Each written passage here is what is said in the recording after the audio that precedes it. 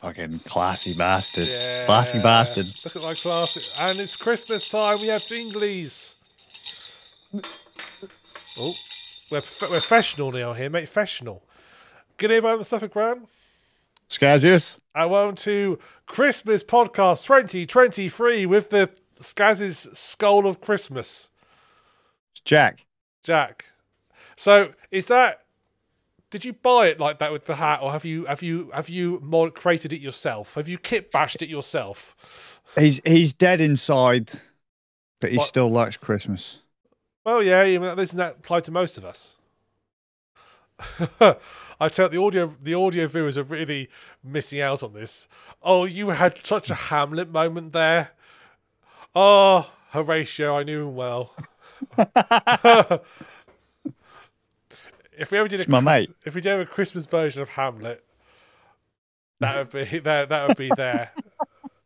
All right, if you're an audio listener, you need to come look at the actual stream on the channel and see this, because it is just. If you're an audio listener, you need to watch this. You need to become a video watcher. Yeah. And if you're an audio, why don't you join us on the live streams? They're much more fun. You know, the audio version is slightly edited. You know, slightly edited. Well, someone's got to cut out the nonsense at the start and the end and the claps. So... Wait, people cut that out? Didn't you? Now I know why they got rid of me. Oh, dear. Oh, dear. Oh, you're beautiful, aren't you? Yeah. That is actually a nice skull. That's a weird thing to say, really. But it's a nice, clean skull. Yeah. Yeah. It's hard to tell the difference, to be honest, who's who. I know. Hang on. Yeah. Can't get out. My beard's still in frame. Oh, dear. I'm sure we can superimpose it. Oh, yes. There we go. Very good. Yep. Dead inside. Yep. Good job, Gav. Happy, slightly pre-Christmas. It's the 21st of December, I assure you. You'll notice Is it not bad luck to celebrate Christmas before Christmas? It's not Christmas yet. I'm not celebrating. But is that bad luck? No, I don't think so. Okay. I've not. I think so. Enough bad luck this year. So I hope you're going to enjoy your Christmas in a few days' time. Zaber is... But by the time you watch this, Zaber will probably be well. But as magic has been happening, he's still in our frame of reference. He's still ill. So once again, I've been joined by the internet's favourite madman, Skazz. Hi guys, you're on the worst timeline. It's the one where I came back. The worst timeline. So hope you're all enjoying this. So it's still Chris podcast, a little short one today. We're going to be discussing. I'm going to be discussing a game, so I imagine Skazz has got anything. Unless Skazz, have you played anything in the last 10 minutes? Well, not 10 minutes, 2 weeks. No, I did. I actually meant to say it on the last one. Oh, yeah? I completely forgot. It was so good, I completely forgot it. Go for it. Tell us all. Mate, I've been playing Half-Life. Which one? The original or the first one? The original one. Yeah, the original one. Wow. Because it's just had an anniversary, hasn't it? It has, yes. Half-Life anniversary. Yeah. It won't be its 3rd anniversary, of course. Because I had one, because it's some years old. Yeah. 1990, so it's 25 years old, isn't it? So it's at 98, so it'd be 25 years old. Yeah, see, look at that. 25 years old. My gods. So Half-Life can somebody born the year Half-Life came out will now be gone through college, university, and be working, actual proper working now. Mm-hmm. Poor souls. Yeah. Do you reckon anyone was born I don't know, one anniversary of the first anniversary of Half-Life being released? Like someone's dad was really hardcore, and they called their son Gordon to be, or like Head Crab. Kleiner. G-Man. G-Man. Come in, G-Man. Come in, Vortigaunt. It's like, oh my god. Yeah. Yeah. Don't be game. nice to your brother Hound Eye. Oh, they're kind of cute. They are cute little hound. They make you think of pugs. Yeah, flat faced. Yeah, Flat face, running around, very annoying, and make a high pitched whine and explode. You'll probably like Half-Life 1 now then, because they're not a problem anymore. I'll get to that. It's an old game. It is 98, 25 years old. Right, as previously discussed. So the reason why I decided to take a crack at it, well, one, I've just got back into gaming. Two, with the anniversary, I sent you the documentary, didn't I, Ram? And my youngest son sent me the documentary like the day after. He was like, "Oh, Dad, you got to check this out. Look, it's Half-Life. It's fucking old." And I was like, "Yeah, it's old." He's like, "Yeah, but it's a game by like Valve, and Gaben's cool." And I was like, "Yeah." Did you break that? You remember that game coming out? Yeah. God, I feel old. It does, yeah, you do. Dad, look at this really old game. Yeah, I wasn't. I mean, how old had you been in '98? I don't know. Can't remember when I was born. 85, I think. 85. So you'd have been. You were about to say, "How old are you now?" And I was like, "Ram, I don't even know what year this is." So but it's, you can work out if Half-Life's 25 years old, 98 plus 25 must be 132, 123. Yes, yeah, it's great. Yeah, but obviously you're first. So you'd have been 13 when it came out. How old's your son? What, Noodle? The one who sent you the documentary. 13. So you could, you were as old as he is then when that game came out. I've been saying that to him a lot. Like, "Dad, check out these cool games." Like, yeah, mate, I know. Like, I was playing these games when I was in high school, and they're like, "But Dad, we're in high school." It's like, yeah, because they're fucking old, and I'm old too. Yeah. Like, "Hey, Dad, you're gonna be dead soon." I was like, yeah. Fingers crossed. A bit morbid for a Christmas special. Yeah. We had a skull at the fucking start, mate, to be fair. They are yet to wish me dead. Love you too, boys. But no, my spuds really like the old Gaben stuff. And they like Half-Life, Half-Life 2. I've got them Half-Life Alex for Christmas. Oh. And a cable for VR. Oh. So they can play, because they're now both old enough to play in VR, aren't they? So, you guys get to play Half-Life, but in a really polished, shiny version. Well, to coincide with the documentary, the anniversary, and all that, Valve decided, I guess, kind of, to patch Half-Life 1. Oh, right. And what that patch has now done is enabled it to be Steam Deck verified. Oh, cool. So it actually has a full set of Steam Deck control, like a control scheme. There have been community layouts to play the game on Steam Deck already, because Steam Deck has customizable controller inputs, or Steam has customized controller inputs, so you can make it so like you can play a PC only game, like you can play a real time strategy game, a game that requires mouse and keyboard or whatever. You can map all of that to work on a pad. Valve have put their own custom controller layouts into Half-Life, and now you just literally hit the button, and biggity bam, job done. You're playing Half-Life on a wow fucking Steam Deck. Yeah, not particularly impressive, because again, Half-Life is really old and the Steam Deck's really new. But it's just nice that they've gone back and polished it up to make it work on the deck. And any sort of like controller layouts, because obviously Half-Life, as it came out originally, didn't have controller support. It wasn't intended to have it. No. Obviously, they added in when they moved over to consoles, but obviously the PC version probably never had that update. So they probably had to go back in and fiddle the code to make it more native, so it can support to make it run more seamlessly. Imagine the programmer who got the thing. This sacred cow, you're going to go into its guts and do stuff to it. Have fun. Get your fingers in there, nice and deep. Yeah, get your finger up its arse, nice and deep. Have a good feel around. Go on, just Find it. Do the thing. Well, that's what I was curious about, because I've told people before, I've made no secret that I'm not a huge fan of Half-Life. I mean, there's a fun game for a shooter. Yeah. Audio's pretty good. Just running around shooting people's pretty good. Gordon runs like a madman. Oh, he's so fast in that game. Like, I have never known a scientist to have that much stamina. It's like Usain Bolt. To be fair, he has got that fancy suit on him, hasn't he? Which helps. Yeah. Well, yeah, I suppose. But and obviously, Gordon must be big into cardio. Fucking damn right. Dude's running for hours. And he didn't skip leg day. Clearly not. I think the only day he did was leg day. Yeah. I'm assuming leg day is about running. I have no idea because I'm not American. No, leg day is just squats. Like cardio's cardio. Oh, I thought leg day was about running.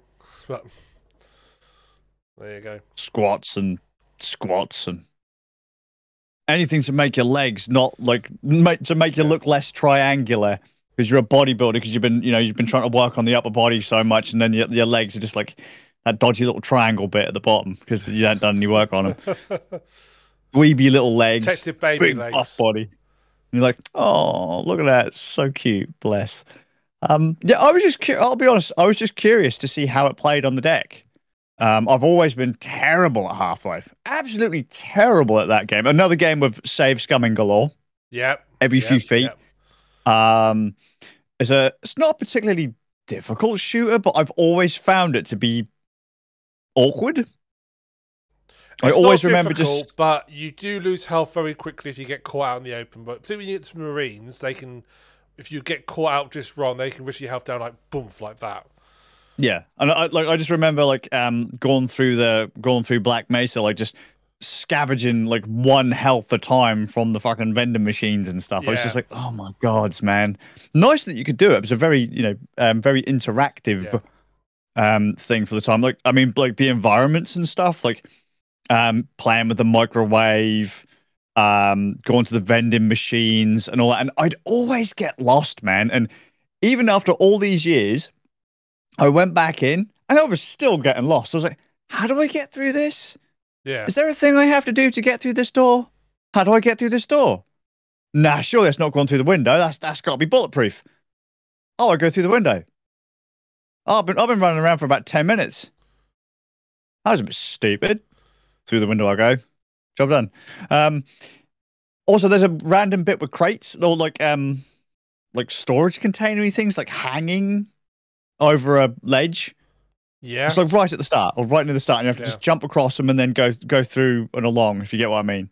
You're up high, jump, and then jump into the...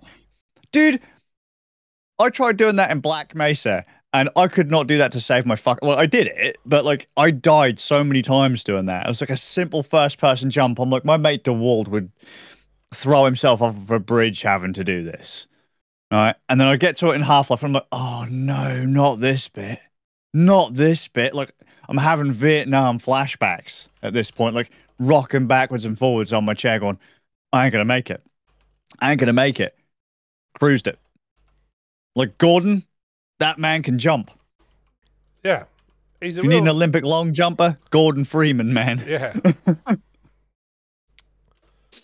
But yeah, just dicking around with a game that wasn't designed for controls on a Steam Deck, and it works great. Oh my god, it was fun. I've never had that much fun playing Half-Life. Yeah. And I was like, I wonder, because there was a console version of Half-Life, weren't there? There was. Half-Life 1 on PS2. Yes. And that had aim assist on it. I was like, well, I wonder if they've put an aim assist in it, because I don't remember Half-Life on PC having an aim assist at all. Like, aim assists weren't a thing back then, right? Well, yeah. It's like, unless you're on console. Aim assist was your mouse. But yeah, it's it. Like, your aim assist was the fact that you used a mouse. Yeah, your aim assist was, can you click on something on the screen? Yes. There you go. You've done it. Nailed it. First try. Yeah. But on the deck, it actually has an aim assist. Does it? Is that because of the analog sticks? You're not... Or is it like a mouse input on the deck, or is it like an analog input for. Yeah, you've got an analog stick and a Yeah. trackpad, so you can do both. Yeah. But you know your little cursor to say where you're aiming Yeah. will kind of magnetically stick. Gordon will kind of stick it to. Can you switch it off? I don't know. I didn't really look. Hmm.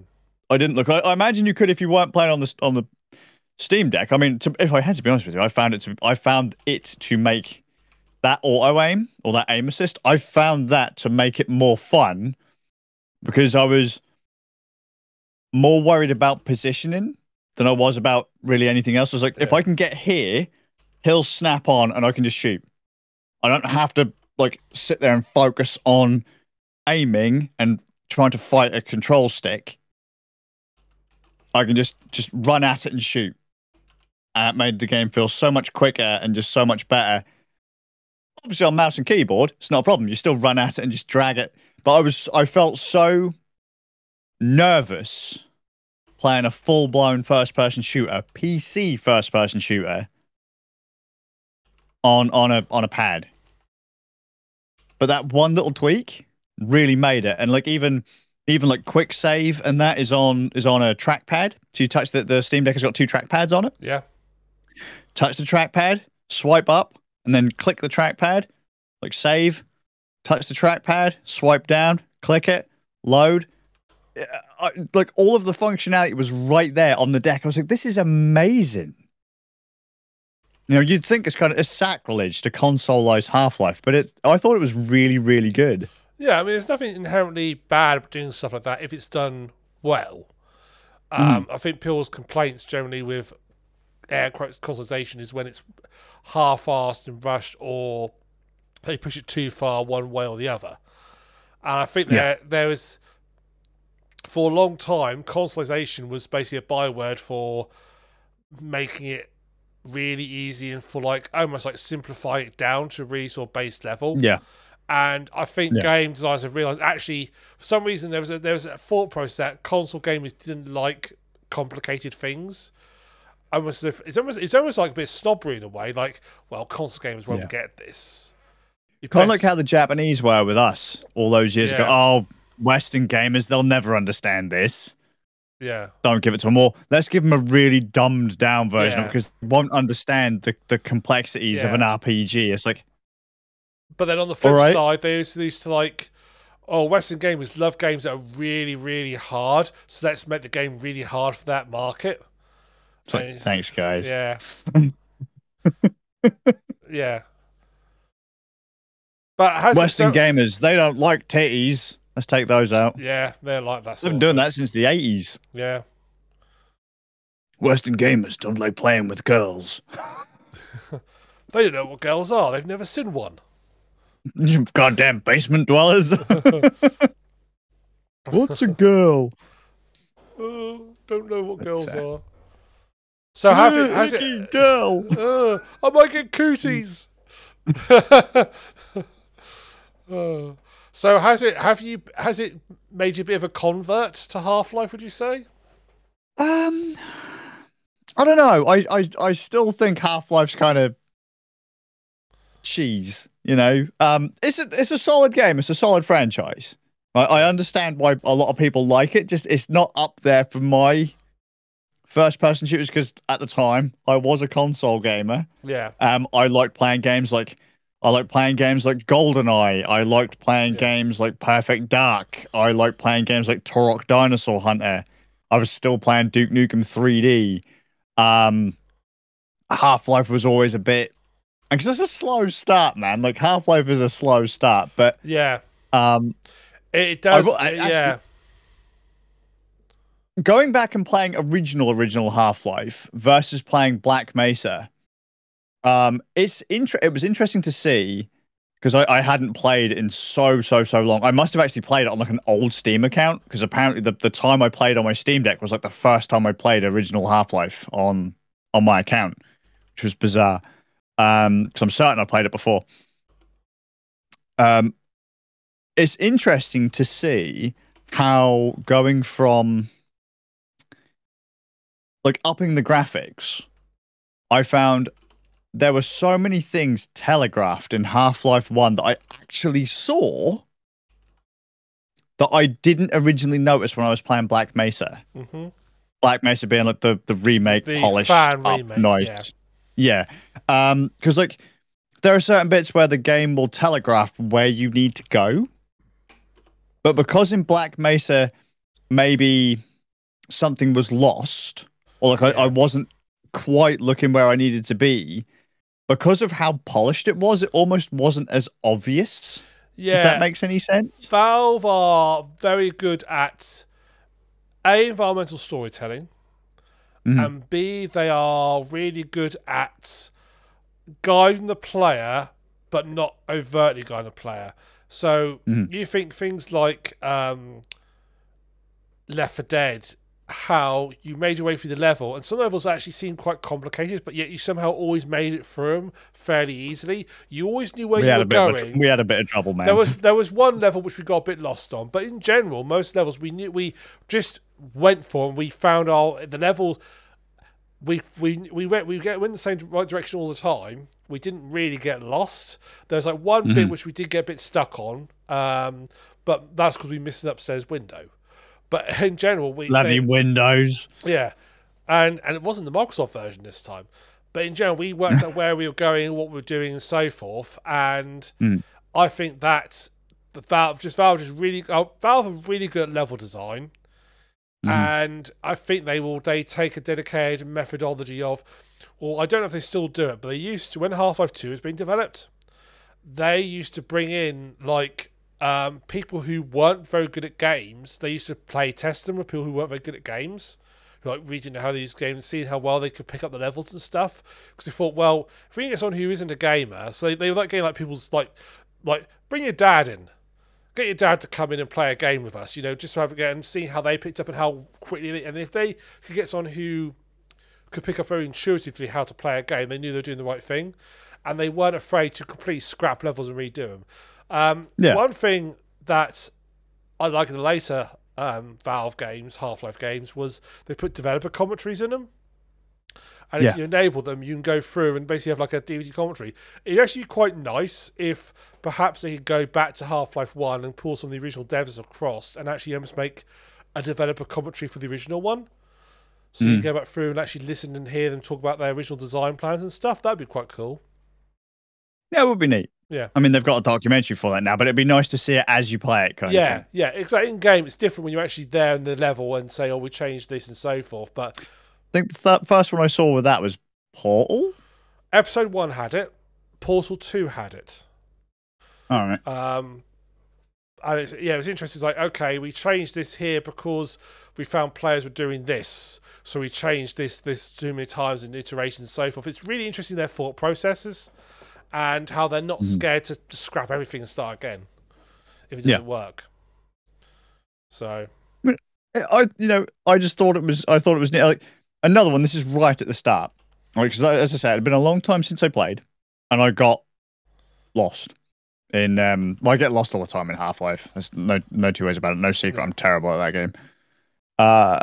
So in Black Mesa, everything starts going to pop, and there's the door. You go all the way back up, and I there's think you mean after the resonance cascade. Yeah, everything goes to shit. You head back up to top. Yeah, and the door's locked in what's it called? Half-Life 1. Yep. In Black Mesa, it's open and you can see like the tram tracks, and you'll just fall to your death. Yeah. There's an air vent behind you that kind of pops open. Yeah. Because of the extra detail in Black Mesa, I just didn't ever see it. Yeah. So when I was playing Black Mesa, I was like, where the fuck am I supposed to go? It's been so long. Where do I go?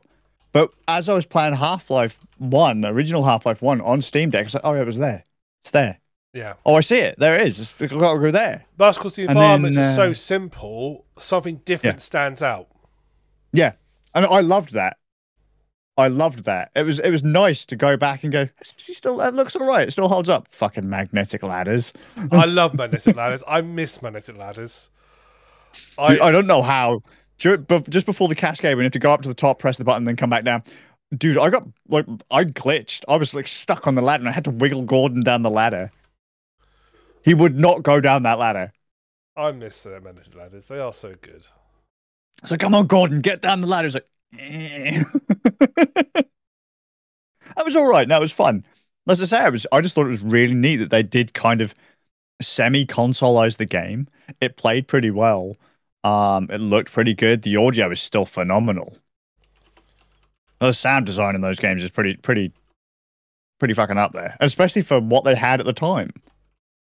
Yeah, I remember finding I found a review from PC Game at one point used to archive a lot of the old issues. I found one of their original issues with the Half-Life review in it. And just going through, and it's like, and the first it says, "Look at the fantastic lighting effects." I thought, well, for the time they were fantastic lighting effects. Yeah, actually, a picture of like a water golf. It's like laser sort of like firing out. Half-Life. Interestingly, talking about games I used to play every year. Half-Life Blue Shift. I used to play that every year for New Year's. I'm going to say I don't think I've ever played it. So yeah, so they in terms of sort of quality, Half-Life is at the best of the three. Opposing Force is also very good. Blue Shift is, I think Blue Shift was it was originally almost like a extra. When does Blue Shift come from? It was on the Dreamcast, I think. Blue Shift was like an extra, let's say, levels put on the Dreamcast version of Half-Life, I think. And they then eventually ported it to PC. All right. So it's not very long. You can play it in about a few hours. It's not very long. But you play Barney, the security guard.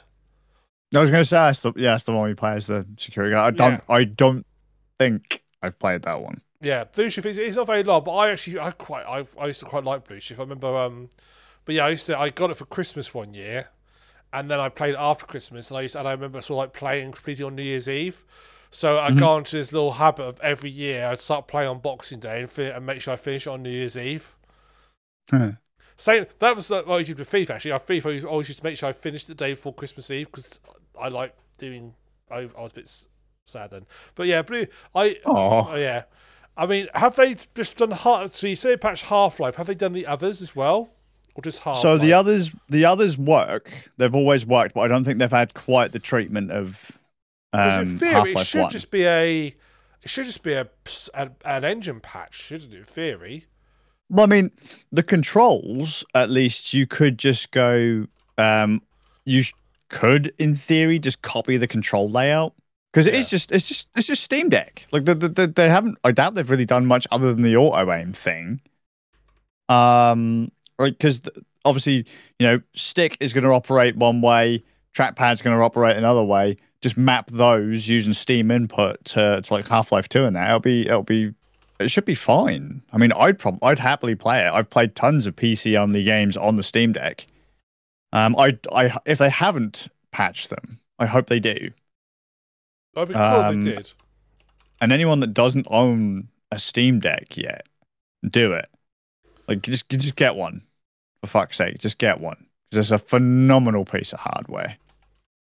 Absolutely amazing piece of hardware. Playing PC-only games designed specifically for PC with no console ports on this device that doesn't have like a mouse per se. It's got trackpad. You can play all of it. City Skylines, fucking Half-Life, all sorts on this fucking device. And the patch being out, a whole new generation goes, oh mate, Half-Life on their Steam Deck, and it works great. And a whole new generation goes, so when did the third episode come out? Yeah, where is it? Wow, about that. Man, motherfuckers. Yeah, about that. Oh, I see. Okay. It's never going to happen. It can't happen. No, they're allergic to number 3. Mm-hmm. No Left 4 Team Dead. Fortress 3, where is it? Left 4 Dead 3. Oh no, they did bring them, so they called it Back for Blood, didn't they? Portal 3. Yeah. Let's go ahead. Look, here's Portal. To be fair to Portal, that did the second one did finish the game off, so there is sort of no Portal 2 and 2/3. Yeah. Team Fortress 2 3/4. Yeah. They might eventually release it. You never know. Never know. You Never never know. know. Maybe we'll have to wait for the next big leap in hardware for Valve to go, we need another Half-Life game. So basically, we're not getting a Half-Life until they invent a holodeck. Yeah, pretty much. Yeah, okay. I mean, you didn't get Half. The only reason you got Half-Life Alyx was because it was for the Index. I still want an Index, man. That thing's old as fuck, but I want one. I'd love an Index. It's weird to think how old it is, but yeah, I would love an Index. But here's the trick, though, mate. Regardless of how old it is, it's direct connect to a PC. So visually speaking, it's going to be superior to the Quest in that anyway. Yeah. I mean, the Quest's going to look good, but because the Quest is all compressed video being streamed to the headset, it's never quite going to look as sharp, even with a higher resolution display. Isn't ever going to look as sharp as a direct full bandwidth HDMI connection. Have you looked much at the Quest 3 at all? Have you looked much at the Quest 3 at all? I want one. I don't have the money for one. No. If I had the cash to buy another VR headset just to whap in my backpack, because I wouldn't get like a fancy strap or anything for it like I did my Quest 2, just so I could kind of collapse down because it's quite thin, I would have one in a heartbeat. Yeah. And because then it's got all the foveated rendering tech, so it can upscale things more as well, only render the center of the image and not worry about the outsides, just let that blur out. And I reckon it'd be amazing. Apparently even VR chat works somewhat okay on Quest 3. Are you tempted by? I am tempted by it. I'm still at the stage of my Rift still works good enough. I'm not. If I had the money, if I had the money, I would upgrade. But my Rift still works good enough, so I'm quite happy to stick with the Rift. Rift's solid. I know a bunch of people who still use HTC Vives. I mean, I honestly, Ram, personally, I would still happily use the CV1. Yeah. That you gave me all that time ago, because that headset's fucking the audio on it's fantastic, at least. Yeah. Tracking's pretty solid. Allows for 3-point. The only issue is the old barn doors. Yeah. Or the screen door. Screen door. Yeah. Screen door. Yeah. Because what the fuck am I on about? Barn doors. That's for lighting. I'll say barn doors. I'm thinking he's thinking of cameras now, but I know what he means. Yeah, he's gone completely soft in the melon because it's Christmas. Yeah. It's Christmas, Theo. It's the time for miracles. It's like, oh no. Get Quest 3. I might do. Why not? Get Quest 3 and an Index and full body tracking. Yeah, full body tracking. I have a Tron suit on. That'd be great. I can track down to my individual toes. Mate, I could actually just imagine you being in VR, because when me and you first started talking VR, where was that? When did we start the podcast? It was episode 1, weren't it? Yeah, we talked about VR episode 1. Talking Rift and the Omni. Yes, the Omni. Going for a walk in Skyrim. Mate, that's the only reason I'd play Skyrim. Just go for a nice little walk. Like, if there was ever a game overrated that really sucked, Skyrim. Oh, I like Flat Skyrim. Out. Fucking hate Skyrim. There's something about that game and giving me vampirism every 30 seconds. Just don't get bit by a vampire. You've just cured your vampirism. You got vampirism the first time you went to sleep. Groovy. Now you've got to travel around to cure your vampirism. It's all the people you hang out with. Mate, I cured my vampirism, and I shit you fucking not. I think I left the area that I cured myself of vampirism, and within about 10 minutes, contracted vampirism again. I was like, fuck this. It's like coronavirus all over again, isn't it? It was. Bethesda was trying to tell us, man. Yeah. Just had that nuke scene out of fucking Fallout 3. Just, there you go, done. Yeah. Fuck you. This is why it's an advantage if you have access to the console. Yeah. So you can just put the item that you need into your inventory. I've never liked doing that because it feels cheap. But in Skyrim, oh my god. The game's like, hey, Skazz has picked up Skyrim again. Vampires. Go on. Get him. So, fuck off. There have been times where I've fought my way through a dungeon, got to the last bit, and oh, this lock, you ain't got skill level hard to even attempt to pick this lock. You kidding me? I've come all the way here, and you're not going to say I can't pick the lock. Console open, click, command open. Oh, I've picked it. Oh, no, mate. The lock just disintegrated as Ram pulls out his console-grade bolt cutters. Yeah. It's like, I had that issue. I had a broken save in Fallout 4, where basically it got sort of cuts, and like midway someone was trying to shoot somebody else. I could never get the drop on him to kill him first. Sure. He shot someone else. So next time I reload, I quickly hit the console button, clicked the NPC, went kill, and killed him off so I could get some parts. Just a bit. It's like just clears the map. NPC's gone. Well, I see the issue. I actually bought somebody who's like really hostile to like with this faction. I didn't realize, and I got there and everybody hated him. And my option was basically because I fast traveled there, so he spawned there, and everybody hates me and him. And I was like, I've got to kill everybody here, or I have to try and run and hope the guy follows me as far away so we can get away and fast travel away, or I go into the console, click on it, and say set threat level to like 0, and then that's fine. It fixes it. It's like that. Everyone's his mate now. They're all inviting him in for tea and biscuits. Yeah. I really used to hate you, but something happened when the whole world time paused. Now I like you. He's got a knife to his throat. Oh, hey, buddy, how you doing? Pulls it away. Yeah, something like that. I'm glad. I hated Fallout 4 as well. Just don't like Bethesda like games. Fallout 1 and 2, I can handle that. Fallout 3 sucks giant donkey dick. And Fallout 4, just get in the bin, man. New Vegas is good. I love New Vegas. New Vegas is one of my favourite Fallouts. Because that's made by basically the original devs. Was that the one with the...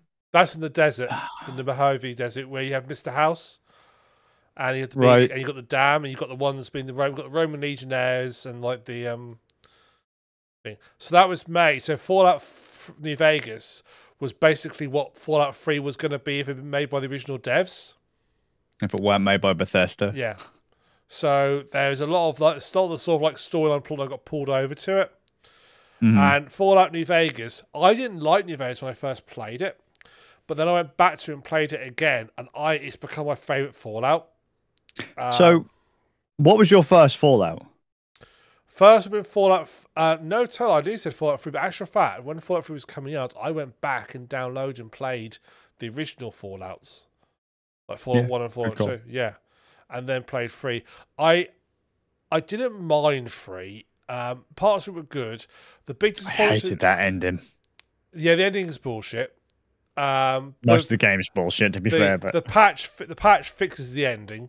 When you have to release a patch to fix your ending, as DLC, what disappointed me about Fallout 3 was a bit like we were discussing 2 weeks ago on the last podcast.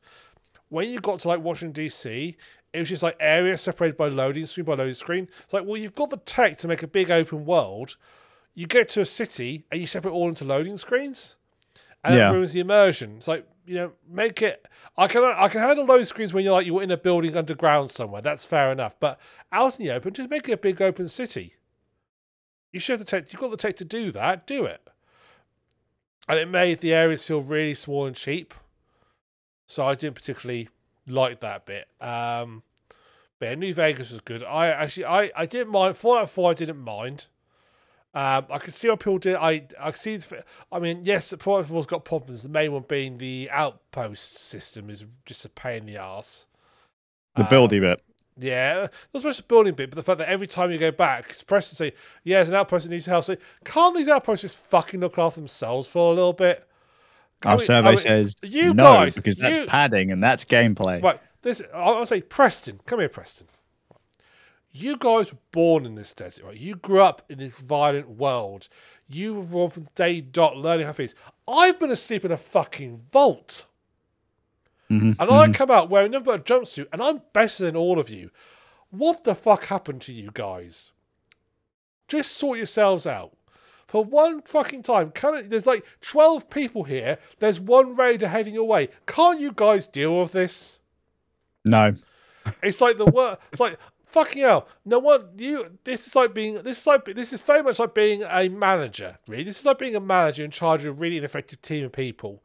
You just have to micromanage everything. Oh, you're going to do that, are you? Okay, here we go. It just brought about flashbacks, guys. What did it brought about flashbacks? You're a manager dealing with Gen Z kids. Yeah, it's like, oh, should we do this? What do you think? Oh, customers bought something. They've got the receipts. It's in date. Shall I refund them? Yes, you fucking should.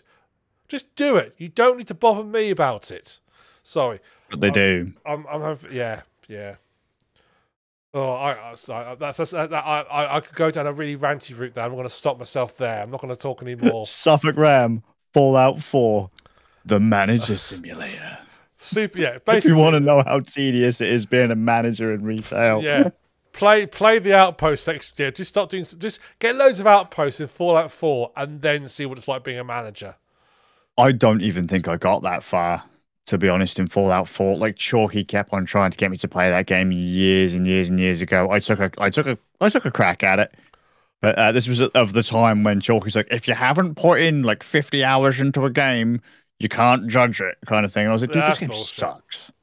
Like, this game sucks balls. You should know if you're gonna like. You should have an inkling whether you're gonna like a game within 2 hours. I reckon. Yeah, I don't even know if I got 2 hours into Fallout. Or Fallout 4. I got basically. There's a point in Fallout 4, a bit like Fallout New Vegas, where like you reach a point where the path splits into like 4 different ways, and you once you pick a route, you're kind of sort of committed to it. And I got to that sort of stage of Fallout 4 and couldn't decide what I was going to do, so I stopped playing. Sure. I think I gave up. Like I was in like power suit right at the start. That was the other big issue. That's the other big issue of Fallout. So you get given all the cool stuff right at the start. You haven't earned it. I couldn't stand it, dude. I just ran at people and just like, yeah, this is boring. And you know, like everyone got what was the thing they introduced in Fallout 3 where you could like shoot off legs and arms and heads and stuff like, yeah, and everyone would literally jerk off over that. Like, look at all the gore. I was like, this is so boring. Like, when did Fallout become a fucking like a shooter? When did I start playing Fallout like a shooter? Where's all the like the clever writing and the dirty shit? In New Vegas. Yeah, where is it? It's not in this game. Yeah, in New Vegas.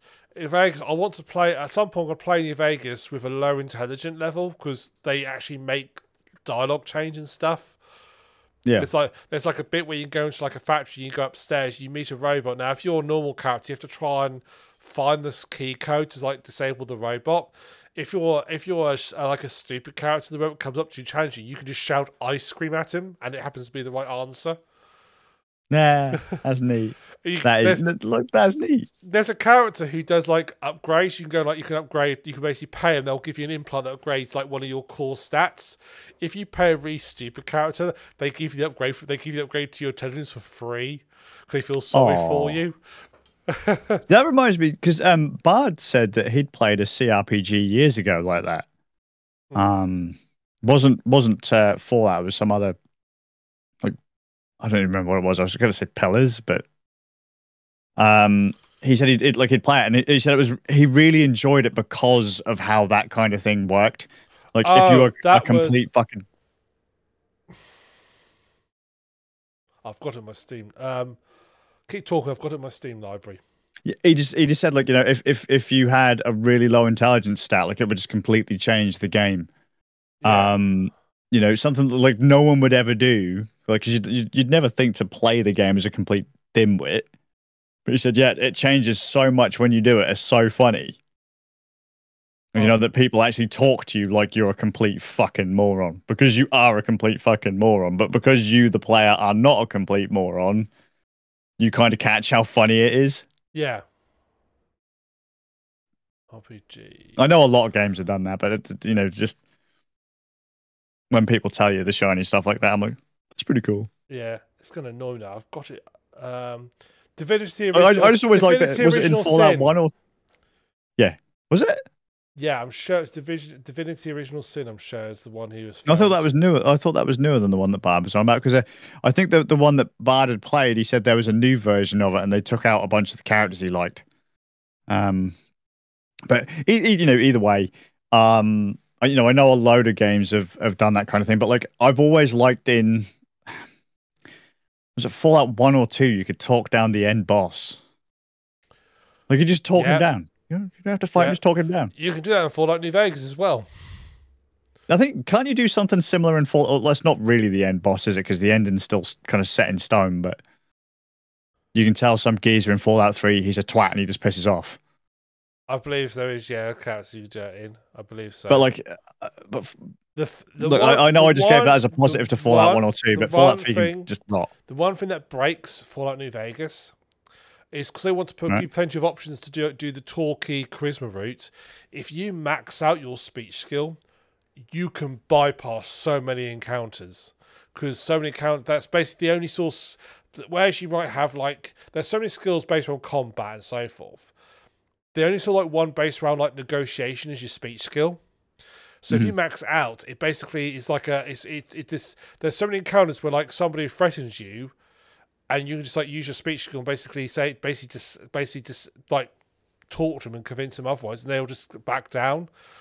That basically if you max out speech, you almost got, there's so many things that are basically on easy mode at that point. That's the only sort of criticism for it these days. They don't make enough use of your other abilities to talk to people and so forth. It would almost be better with like. It would almost be better if speech wasn't a skill per se, because there are things like Fallouts where like, oh, if your science skill's high enough, you can talk science to somebody and you'll get a different result. If your strength is high enough, you can sometimes talk about strength-based things and so forth, but that's actually be better than having the speech skill because it makes you spread your code up. Obviously, otherwise speech just bypasses so many things. It's so handy to have high speech skill for New Vegas. But you can basically just like, you convince like the sort of leader of this army to just like take his entire army away. You've got to talk your way out of a problem, man. You've got to talk your way out of trouble. Yeah. I actually think the best speech mechanic, like sort of negotiation stuff mechanic, is Deus Ex Human Revolution.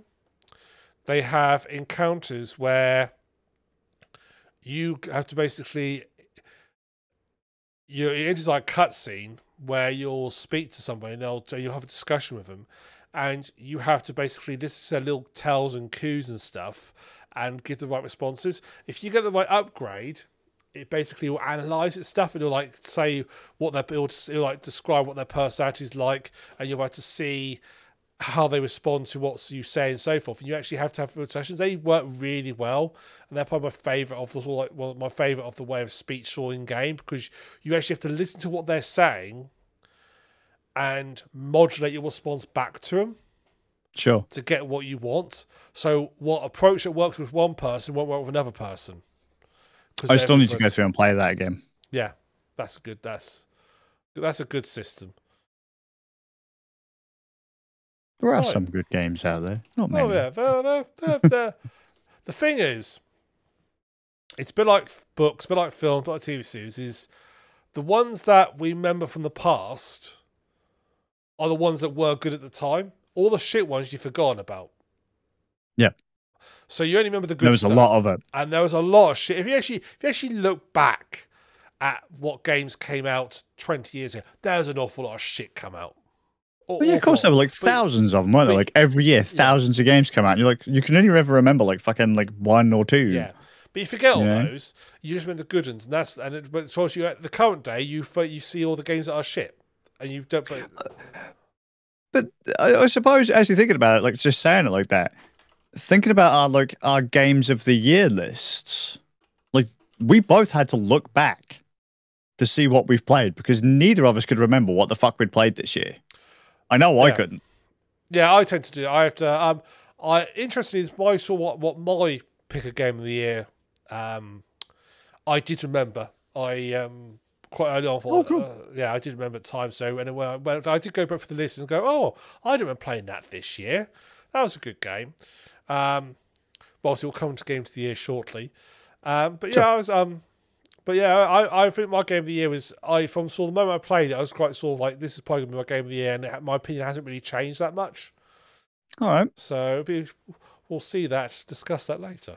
So what have you been playing, right? Well, I have been playing a. I didn't realize it was by the same devs. I think probably about 2020. I think, or was I just or 2021? I discussed a game called Stories Untold, which was a game which was set like in like a. It was like a set of series like sort of like 1980s or Tales of the Crypt style scenarios that you were playing in. It's like sort of like you had to like sort of like play these different sort of storylines. They all linked together. And it was like mostly like you were sat in one location. You didn't really move. You didn't move around much, and then it was quite creepy in certain parts. Science fiction. It was really well done. Well, I've been playing the game by the same devs. I didn't realize the same devs later on, but it's a similar sort of thing. It's called Observation, and it is a neat, really neat little concept actually. You are play as an AI on a space station, but your only way of sort of like interacting and so forth is you basically have security cameras dotted all around the space station which you can move between and interact with things. And once you're in studio, you can like sort of zoom in on like objects like a door and you can interact with them. It is a beautiful looking game, really well done. When I first loaded it up, I actually was like debating whether it was live action or not, like FMV, or whether it was actually graphics, because obviously the camera you're in has got like a sort of effect place at the top of it. You're in the spaceship, and it's so nicely done, so nicely detailed. It actually looked like a real set. I thought, is this like FMV type thing?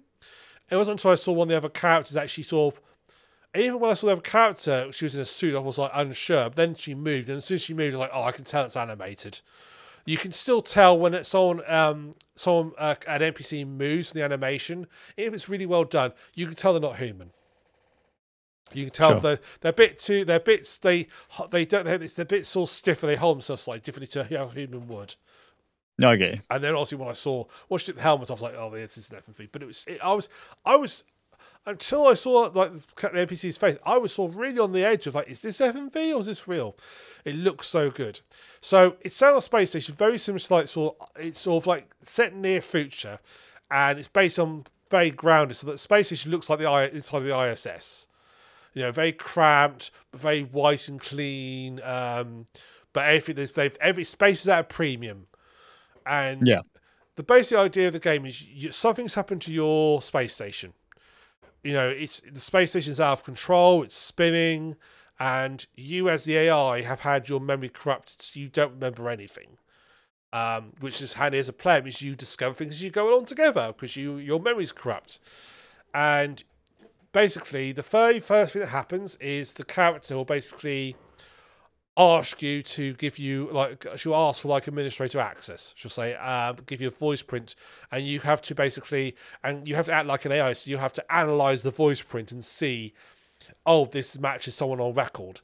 And the first time she speaks to you, her voice is a bit garbled from like spit, and it doesn't match. So you can then choose to either accept or reject her, and so accept her as I'm going to listen to your commands, or reject her.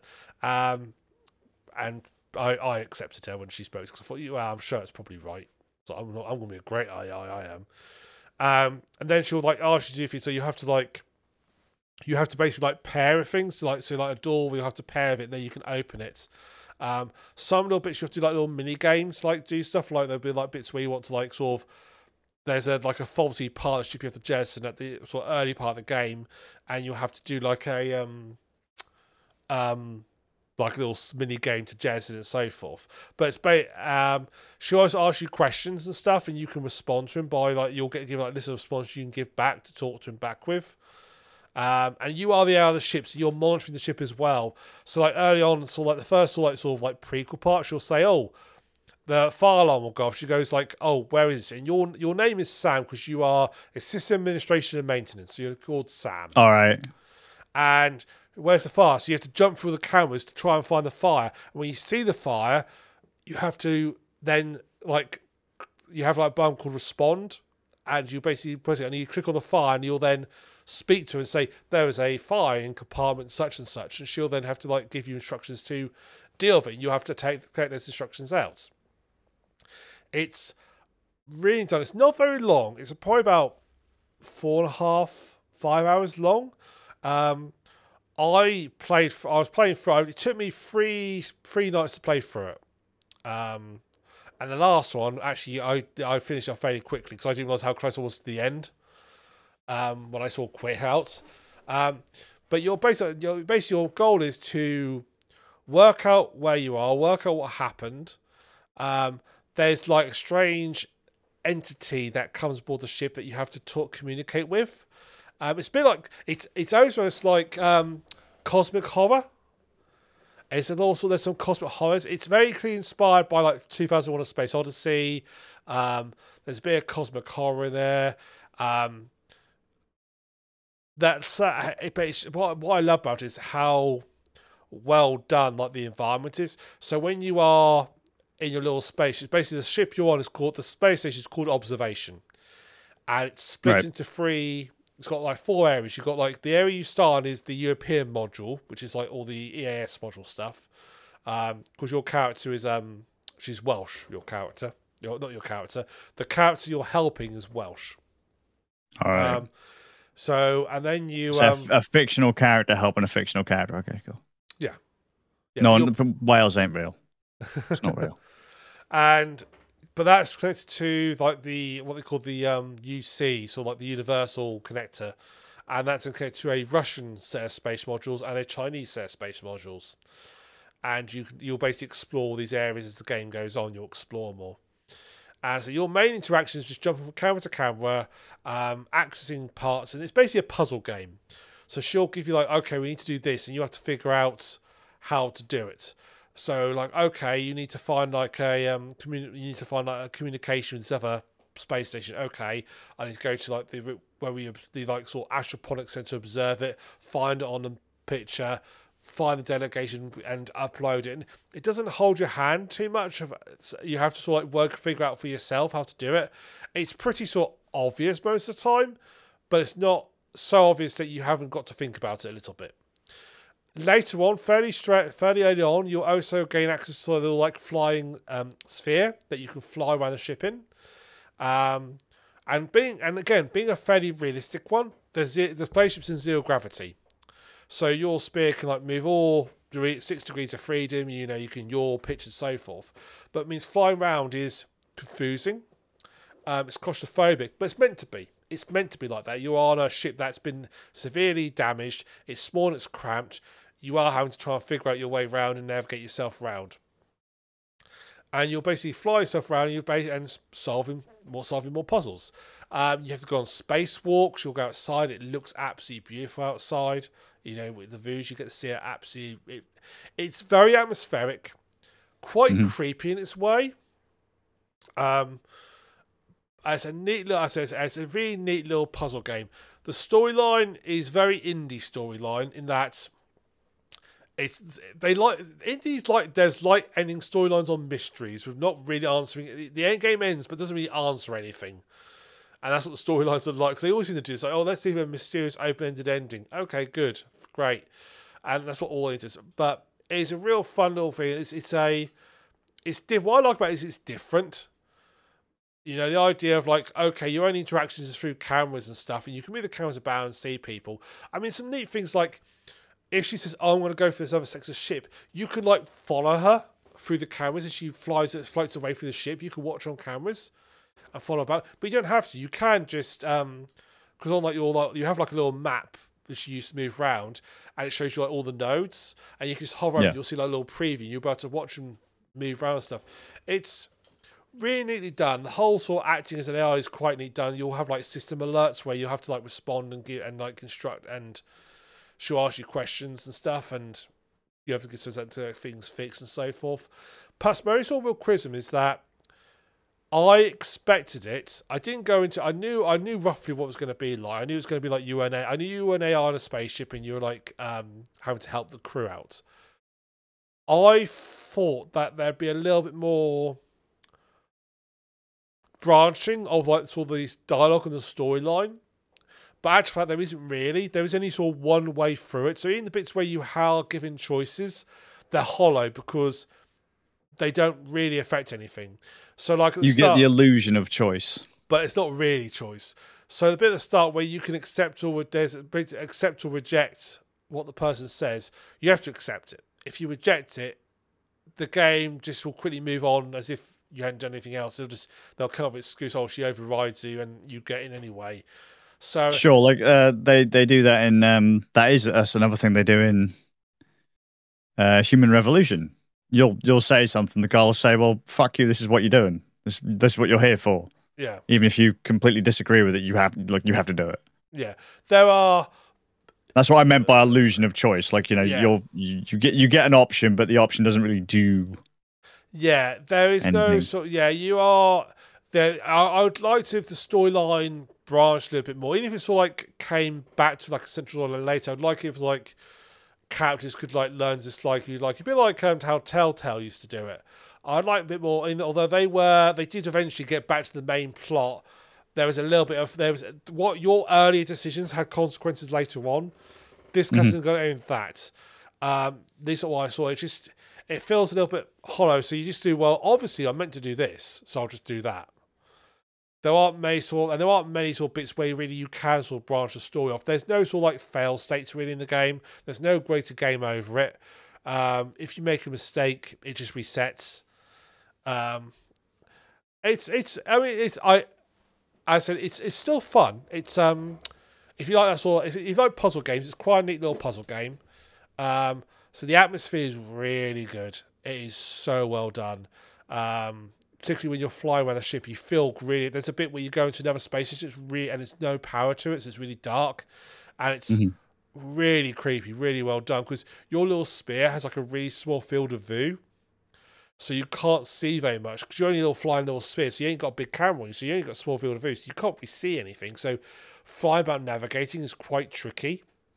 But again, it's meant to be. It's meant to be like it's meant to give that sort of feel claustrophobia, and the relationship you develop with the other character is kind of sweet as well. But the plot line, as the plot line works really well. So we're trying to work out what's going on. It's very neat. So I actually really enjoyed it as a game.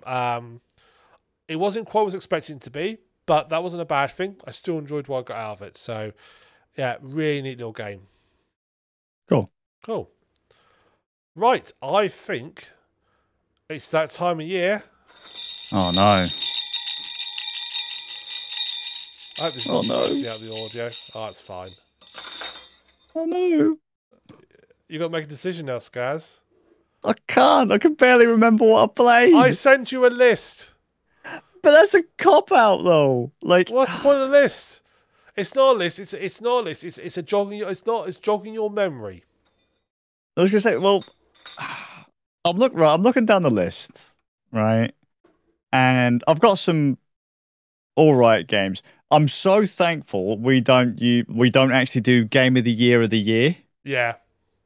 Because if we did, I would be completely stuffed. Because I think the only two games that I've played this entire year that came out in 2023 are Hogwarts Legacy and Street Fighter 6.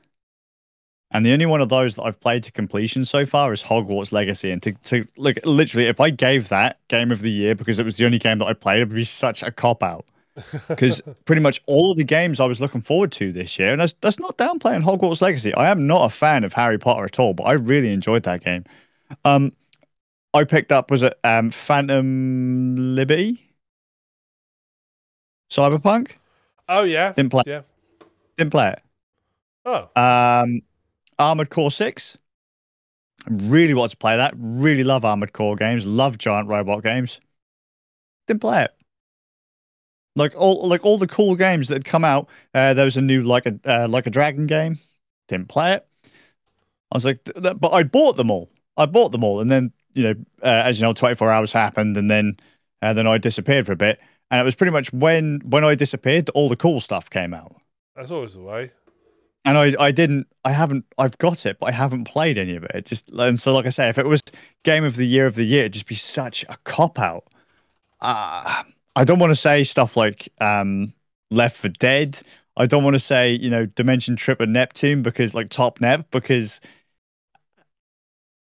that game only lasts like 15 minutes. Renegade, old school arcade game. Euro Truck Simulator 2. Well, that's not the first time. That wasn't the first time we played Euro Truck Simulator. Was it this year we first played Euro Truck? No, well, we played it. Obviously, played it many years ago. Um, I think, me and you played it beginning part of the year, and a little bit later on, me, you, and Zaber played it with the headsets on. In VR, that game's Yeah. phenomenal. Absolutely phenomenal. I mean, I'd be halfway tempted to give it to Euro Truck, because I put a lot of time in. No, that must have been this year. Must have been the first time I played Euro Truck, or at least sometime last year. Like I bought it, launched it, and never really played it. Yeah. No, you I did think that play might it have been. because we discussed it. You were playing Eurotruck back when you played Eurotruck back when we were doing podcasts with Bard because me and you had a big old discussion about it. Oh, really, mate? I can't remember. Oh, yeah, Yeah, because I had a character, didn't I? And it got deleted on this yeah. last playthrough, so I had to start again. Okay, well, fuck that then. Oh, mate, such a toss up. Um, I guess there's two games. River City Girls, I think I started playing this year. That was a really fun little beat 'em up based on the Kunio-kun franchise, which is a bunch of games I was playing. So that was Renegade, Double Dragon, um, River City Ransom, all those. River City Girls is in that same universe. And then there was For the King. I've owned For the King for a long time. Mm. I first saw that game. My wife was playing it ages ago. She played it on stream. I bought it, launched it, made a character, got to that like first kind of intro screen, like when you first get onto the map. I don't think I ever actually played it. And then it was probably earlier on this year. Zabe was like, "Should we play this game?" I was like, "Yeah, man, sure, cool." Got on it. Fucking love that game. Yeah. Absolutely. It's a really simple game, but does it really well. Yeah, it's amazing. Yeah, the mechanics are so simple, but they work really well. It's like how would you describe For the King? Turn-based RPG. Well, RPG turn-based combat. It's actually turn-based full stop, isn't it? Turn-based RPG. General. It's a very generic fancy land. It's nothing special, but it's whole thing is basically but it's your gear grind. It's your stat grind, but the stats are all very. There's not like 1,000 stats. It's all very straightforward. What I like about it, the combat is like almost role based. So weapons will have like a number of like roles attached to them, and you'll get a percentage of how like success you are. Well, so a weapon that you only have to roll for once is probably better than when you have to roll for like 4 times. It made you more damage, but you have to succeed at 4 rolls to do it. Whereas when they does it once, you only roll once, and if you miss, you've missed completely. Whereas if the one does 4, if you roll 3 and say 4, you'll do some damage. But yeah, it's mainly you about get a special effect for perfects. Yeah, for certain weapons, yes. But it's very much it's also for that I've played. What I liked about it is it's not very grind heavy. Leveling up is quite quick, so you don't have to worry about grinding to get to the next stage. You're not wasting. There's no busy work with it. It's pretty tough as well. I don't know how you and Zaber found it, but I mean, like when me and Zaber first played, we found it it's very easy to get stiffed in that game. It is. So the first time me and Zaber played it, Zaber obviously knew what was going on, so he helped me out. But he did decide to take on a dungeon that was quite a lot higher level than us. Bless Zaber. Bless him. So next time we played it, we were a bit more cautious. But you can't be too cautious because there's a time attached to that game. Yeah. But where we are on our games nights, we are now at the stage we're about to go to basically fly and do the final boss. Oh wow! Yeah, the actual like mission is quite short, so that's that's 6 hours play time we've got. So now we're about to go do the final boss, roughly 5 to 6 hours, and it says the boss's mission says level 10, and we're level 10. So god damn, yeah, you guys are doing really well. Yeah, it was a bit tough. The last one was a little bit tough. The last couple of missions were a bit tough, but yeah, we're doing all right. Is that going to be a pick then? Do you think? You know what, I think so. Like I say, this year's been such a burn for me. And I have played some phenomenal games. River City Girls, Euro Truck, Hogwarts, Street Fighter, Alan Wake. I love Alan Wake. I love Alan Wake. Mate, I could like literally go all of the Remedy series, Remedy games. I love those. All of them. Yeah, just game of the year. But they were game of the year last year. Yeah, the game of the year this year too. Yeah, it's still game of the year. What are you talking about? Always game of the year. Always game of the year. Shit, what was the game that I said other than Control? The one that feels very much like Control, but before Control was Control. Break. That's the one. I really like that as well. I played that on Linux. That it's a bit of a because you had cutscenes, didn't you? Between, have you played that yet? No, I'm not started playing it yet. No. There's like TV episode-y cutscene bits, right? Where you can choose certain outcomes. They didn't play on Linux at all. Oh dear. So I was like, I don't get to watch the episode. Yeah, such and such happened, and I was talking to so and he said, "Go fuck yourself," and I was like, "Yeah." I didn't get to see any of that. Oh. Like the characters would tell me about what had happened. How did you do this? It's like, oh yeah, because so and so said something. I was like, huh. Okay. I was just I felt like the other character. What? Have I got dementia or something? When did that happen? And the other character's like, wow, that was amazing. And I was like, yeah, that sounds amazing. Oh dear. But no, I'd probably say if I'm not going to give it to Remedy, which I would, every Remedy game, so good, so good. The Max Payne series 1, 2, and 3. I think I played those again this year. Max Payne 1, 2, and 3. Those are great. So good. Played them on Steam Deck. Beautiful. And Quantum Break. Beautiful. And Control. Oh, so good. Concrete Throw in the game. So good. For the King. We're going to give it to For the King. Oh, I think game. That's a really good choice. To just sit down, hang out with your mates, think you've got things nailed down, only to get steamrolled 10 seconds later. Yeah. That's fun. And it's cheap. It is cheap. It's cheap. It's good fun because it's although it's an RPG. The missions are quite the sort of like level missions and stuff are quite short, so you're not sitting down committing yourself for like a 20-hour game. Yeah. No, so it's quite neat. And it's drop in, drop out too. It is, yes. It is. Whoever hosts the game has the main file, and your mates can hop in at any point. Yeah. From what I've seen of it, anyway. Yeah, I believe that is correct. Oh, it's good. Good times. Right, so my shortlist comes down to 3 games. Okay. And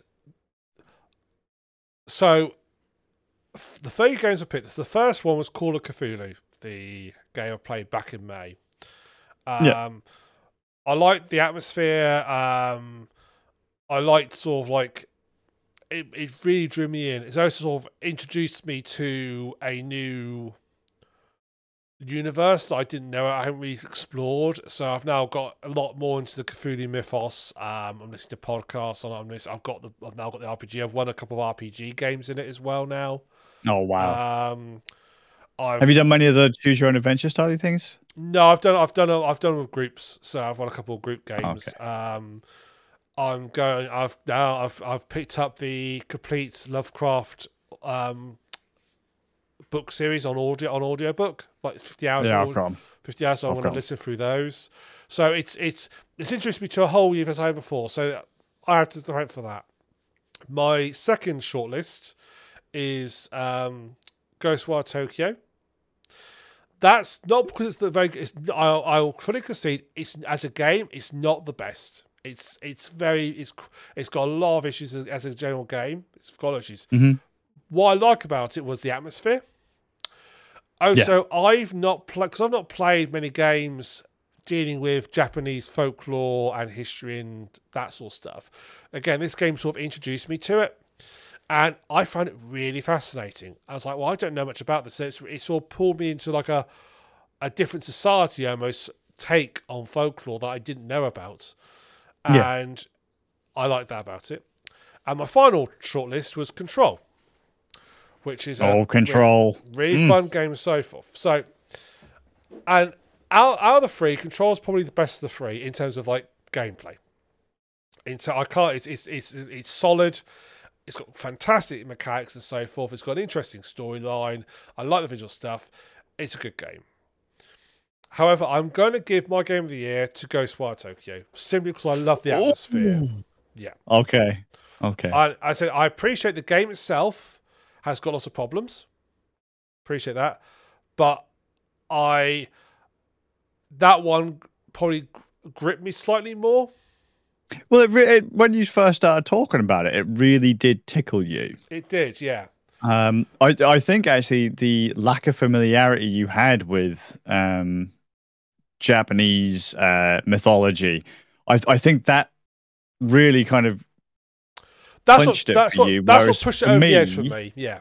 For me, that was the thing that kind of bored me about it, which was bizarre because I did know a lot of those things, and like a lot of the scenarios were kind of myths I'd already kind of heard of. So I was like, oh, I know what's going to happen next. Oh, I know what's going to happen next. And I was like, oh no, please don't let this be what it is. It's like, oh, it is. Whilst it's neat, because it didn't surprise me. Yeah. I was a bit, and I will admit, I was playing that one on Steam Deck, and with FSR enabled, because it rains a lot, doesn't it, in Ghostwire Tokyo? FSR did not do that game any favors. The upscaling from AMD, that did not do that game any favors at all. On my PC, when I played it on my big boy PC, looked pretty solid. Playing it on the Steam Deck, it was pretty difficult to see a lot of the times. As soon as it started raining, it just turned into like a macro blocky mess. It was like I say, it's in terms if you go through war mechanics, it's definitely not the best. Nowhere near. I totally agree. If I was just gonna pick on per gameplay, I'd probably pick Control. But it was the fact that I liked the fact that I was learning about a culture I knew nothing really about. There was little bits here and there, but 99% of it I didn't know anything about. And it led me down a rabbit hole of actually looking up all the myths in more details or reading into the folklore more. It's all led me down a whole new rabbit hole, which I really liked. Well, I enjoyed talking to you about it. Because as I say, when I was playing the game, it didn't do anything for me, but talking to you about it was like, that's pretty fucking cool. Like, he's now seeing this, and that's pretty fucking cool. Yeah. And that's what swung it for me in the end. That is literally what pushed me over the edge for me in the end. So, yeah, that's my game of the year. Fucking, that's rocking, dude. Good call. Yeah. Good call. Yeah. You thought it was going to be Control, didn't you? Oh, I was hoping, mate. I was hoping. I'm pretty sure I played Control like last year. Did I not give Control my game of the year last year? According to if you go by Steam achievements, you were playing in 2021. According to according to the Steam achievements. Did I give it my game of the year in 2021? Because if I didn't, I can't remember. I'd have to go back and look. See, this is what I mean. I can't remember when I played these things. Well, I'd have given my game of the year to Max Payne 1. I've got a YouTube Studio open, so I can go back through and have a look and see what you gave last year. So there we go. It's probably something terrible. I'm really good at giving terrible game stuff. I have to mention Neptunia 3. Yeah. Let's have a look. Senran Kagura Peach Beach Splash. Yeah. Oh, yeah. Where are we? Christmas 2020. What are you doing on there? I think you just might have got some headphone on the microphone noise. ASMR, headphone on microphone. Yeah, I'm not sure what's going on here. Here we go. Date. Okay. That's better. For some reason, it was like jumping. I'm not sure how I filtered it, but it's giving me some... Sorry about that. I was giving us some good stuff. Weird results I was getting. Well, can I just throw out there? I've noticed that sometimes YouTube search on channels turns into like a general search. Sometimes. So like if I'm on the phone and I do a channel search, I can't remember, it might be on the phone or something. I know that I've done a channel search recently. I'm like, okay, scroll. I was like, hang on, I recognize that thumbnail. That's not this channel. And you look and say, oh yeah, it's put it in the search results for the channel, but it's from some fucker else. I was like, then what the fuck are you doing? That's not what I'm looking for. Oh, I know why. Actual proper search results are now part of YouTube Premium. Oh, there you go. I know why I couldn't find it because I was looking the live stream section. It's not a live stream; it's a pre-recorded, isn't it? So that's why. Not Sure. pre-recorded, but you know. Never, ever, no, live, No, completely no. live. This is live. Fully live, yeah, 100% live. Here we go, Christmas for 2022. So Enter Jack. This is live. Right. Do you want to know what you gave yours to? Go on, mate. You gave your last year. You gave your game of the year to Zenith, The Last City, and Demio. Oh yeah, Demio. I could say it. Yeah. Yeah. Zenith's all right. Yeah. Let's have a look at 2021. If it ain't Control, that might have been Monster Hunter actually. Let's have a look. 2021. 2022. Look, I love this. Like the Dead Space, just you know. Oh, I'll edit this bit out if I remember. If you remember, he's not going to listen back to this. Why would you do that? That's terrible. I just scrub through them, mate. That's all I do. Oh mate, I used to sit there and listen to this whole fucking thing over again. Christmas 2021. So you. We should put a Game of the Year section on the website so that every year someone asks what was the Game of the Year. It's there. Yeah. Yep, yep. You picked Control for 2021. Yes. Yep, and I picked Game Disco. of the Year I every year. picked Disco Elysium. There we go. It's not as good as Control. Just saying. That game was great. It's a fun game. Oh, I totally get it. It's a fun game. Lobbing loads of concrete at people, chucking filing cabinets at people. Oh yeah, so good. Yeah. It tickles me in all the right places. No one knows how to satisfy me better than me, other than Jesse Faden. Oh yeah, he's such a great character. Love her. Absolutely love her. Love her. Right then. So I think that is that then, Skazz. Anything else you want to do? Talk about before we close up for the night? Oh man, that's absolutely everything. Game of the Year is so difficult though. It is, isn't it? So hard. Like even though I've only got a shit list, I could have given that to any of them. So I mean, for me, I played Call of Cthulhu, and that's gonna probably be my game of the year. And it was sort of top of the list. Right up until I played Ghostwire Tokyo, it's like I really got into it. It's like that's probably my game of the year. And I got to Control. I thought I really like Control. Mm-hmm. But I won't lie. I've been umming and ahhing for quite some time, but I had to go with my gut. My gut says Ghostwire Tokyo, so I'm going with that. Sure. I mean, I think it's funny, right? Because I've given it to For the King, but I've played River City Girls through twice. Yeah. It's just fucking and ironically, nuts. we've never discussed me and you have never discussed For the King on the podcast.